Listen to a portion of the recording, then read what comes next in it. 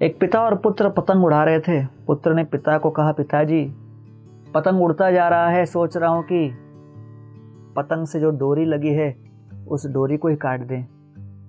पिताजी ने कहा, देखो इस डोरी के कारण ये पतंग उड़ रही है, लेकिन आपको जो करना है आप करो।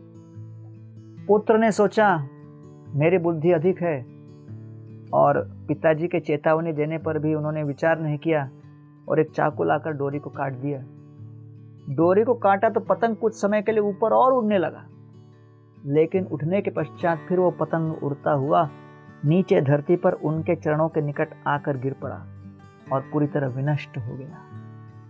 पुत्र देखकर अवाक रह गए और अपने पिताजी को देखकर कहने लगे, ये तो मुझे कुछ समझ में नहीं आ रहा कि मुझे तो लगा डोरी पतंग की ऊंचाइयों में जाने से रोक रहा है, उसको संकुचित कर रहा है, लेकिन डोरी के कटने पर पतंग को और उड़ना चाहिए, नीचे कैसे आ गया। पिताजी ने कहा, बेटा ये सही बात है कि डोरी के काटने पर पतंग कुछ समय तक ऊपर जाएगा, वायु के वेग से कुछ समय तक वो ऊपर गया, लेकिन तत्पश्चात इस पृथ्वी के ग्रेविटी की शक्ति ने उनको नीचे खींच ही लिया। अगर इस पृथ्वी के आक्रामक शक्ति के विरोध में ऊपर उसे उड़ते रहना हो तो इस डोरी के साथ संपर्क उस पतंग के लिए अनिवार्य है। इस भौतिक जगत में रजोगुण और तमोगुण भी ग्रेविटी की तरह हमारी चेतना को नीचे खींचते रहते हैं। हर बद्ध जीव का स्वाभाविक रूप से पापाचार की ओर ही मन और इंद्रियां धावमान होती हैं। हमें चाहिए कि अपने चेतना रूपी पतंग को आत्म संयम, अनुशासन, अलग अलग नियम रूपी डोरी से बांध के रखें और कदापि ये न सोचें कि ये नियमों की डोरी हमारे प्रगति में बाधा बन रही हैं।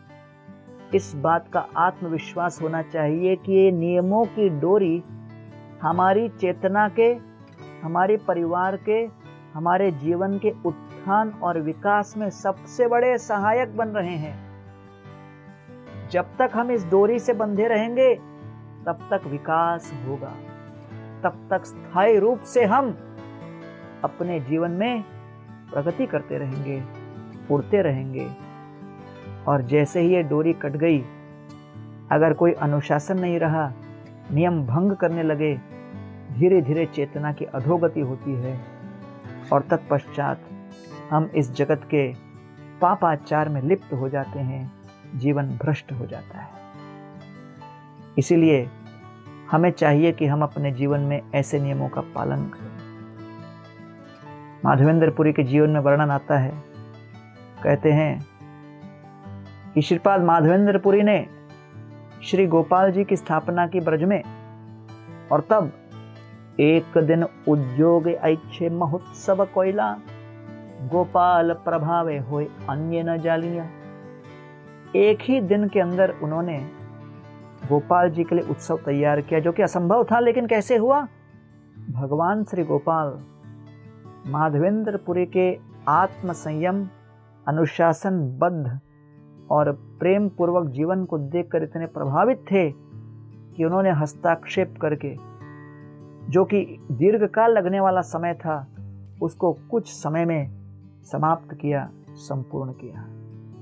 तो इसलिए आत्म संयम और नियमों के अनुसार जीवन जीने से हम भगवान को संतुष्ट करते हैं, और उनको जब संतुष्ट करते हैं तो उनकी शक्ति और उनका आशीर्वाद का जब हस्ताक्षेप होता है तो हर प्रकार की चुनौतियों को हम लांघ पाते हैं।